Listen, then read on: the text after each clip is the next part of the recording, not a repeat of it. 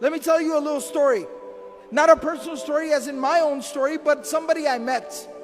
I was talking about this one time in the khutbah of Jumu'ah, Friday khutbah in a community in the States. Afterwards, a brother, he came up to me. And you know, sometimes people just have that look in their eye. They have that look in their eyes like they have a story to tell. He had that look. And he walked up to me and he said, brother, what you just talked about really personally hit home for me. And I talked about the death of Khadija, the death of Abu Talib. Such a serious thing. So I said, please tell me, how did it hit home for you? I sat him down, I said, please tell me your story. He said, brother, today was the first day that I prayed in a year. I grew up in a Muslim home. I was born in a Muslim family. I was very practicing for most of my life, praying 5 times a day. But today is the first time I have prayed in a year. I said, what happened? He said, about a year ago, my life was picture perfect. You know, sometimes you have like a 5-year plan or a 10-year plan, your grand plan. And you know, when everything is falling into place, your plan is working out, everything is going according to plan. He said, I was in that part of my life. I was nearing the age of 30.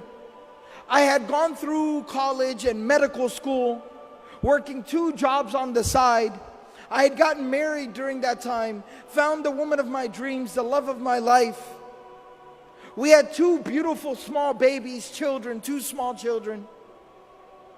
I was in my medical residency, working 16 hours a day.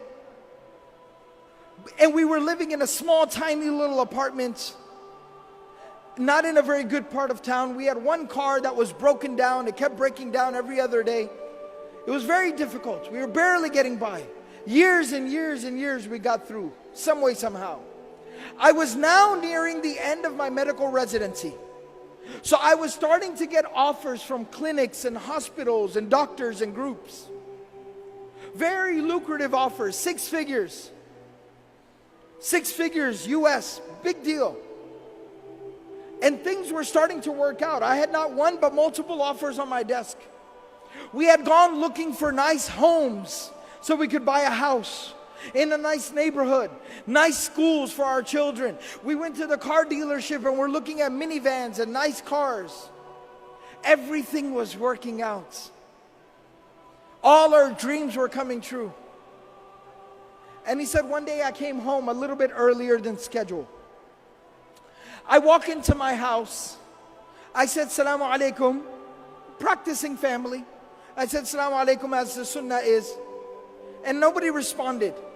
I looked at the time, and it was usually the time my wife would put the kids down for a nap, their afternoon nap, and she would take a nap with them as well. So I said, let them sleep. I don't want to wake them up. I don't want to disturb them. So I went, I got some food, I sat down with my books, did some study, answered some emails. After a while, you know when kids, they wake up and they start to kind of fuss and make noise? I heard the kids from the room. The younger one was crying, the older one was talking, I could hear them. I got very excited, as a father does. Let me go, they're awake. It's fun time, family time. So I go to the room and I walked in and my kids are sitting on the bed next to my wife. And my wife is laying there between them, motionless, still, not responding, not reacting. And it looked wrong. Being a doctor, I jumped right in and I checked her and she had been dead. Not now, but for like an hour. She was cold, she was gone. Just like that. He said, brother, at that moment, my life, it fell apart. I lost the love of my life. My children lost their mother. And I lost my faith, my Imaan. He said, the next 24 hours were a blur. Janaza, tadfeen, the burial, it went by, I didn't even realize what was going on. After that 24 hours ended and we buried her, I went to my room and I locked myself in my room, and I did not come out of my room for days. I kept the lights off and I just laid in my room and stared at the ceiling. I did not hold my own children in my own hands for the next few days. My mother and my brother were taking care of my babies. I didn't know what I was supposed to do. After a few days, I crawled out of bed. I reconnected with my children. I tried to get back to work, figure out how am I supposed to work and take care of my kids. My mother and my brother, they helped me so much. Slowly but surely, over the weeks and the months, I put my life back together again. I got back to work. I figured out the schedule for the children. And I started figuring things out, but there was one thing that was still missing. One thing I could not figure out. One thing I could not solve. My Imaan was gone. My faith had been broken. I stopped praying. I no longer had faith. I was struggling. And he said, my brother, who wasn't just somebody who just showed up and just told me what to do. You know, some people, when they give advice, they're never there for you. They never help you. They don't support you. They just show up and tell you what to do. My brother was not like that. He looked after my kids. He stayed awake with my babies when I had to go to the hospital for a call. He's somebody who took care of me and my kids. I respect him. I love him. And he's very pious, very righteous. He prays. He kept telling me every single day, brother, come on, you need to pray. Brother, come on, you need to pray. But I kept resisting and refusing. He said, this morning, today, he showed up at my house and he said, I am not taking no for an answer. Mother will watch the children. You are coming to the masjid with me. You will come to Jumu'ah. You will put your face on the ground before Allah subhanahu wa ta'ala and you will pray. You will make sujood. You will say Allahu Akbar and that hole in your heart will be filled. And he said, and I came to the Jumu'ah, the Friday prayer, I heard the khutbah and you were telling the story of the Prophet ﷺ, how he lost the mother of his children, how he lost the love of his life. And I found the answer to my question. It made sense to me again. Think about this. After going through so much tragedy, how does somebody continue?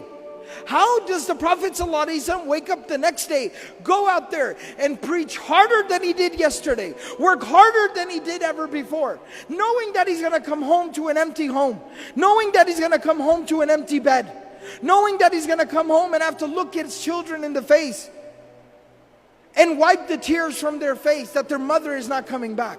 How did he persevere? How did he continue?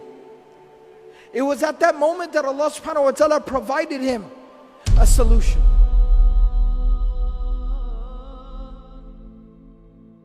Allah subhanahu wa ta'ala took him on the most miraculous journey any human being has ever experienced.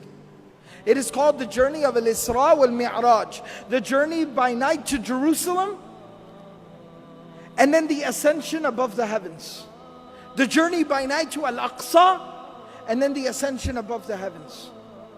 And there he got closer to Allah subhanahu wa ta'ala than any creation of Allah has ever gotten. Even Jibreel alayhi salam stopped at Sidratul Muntaha and he said that you are to go forward from here.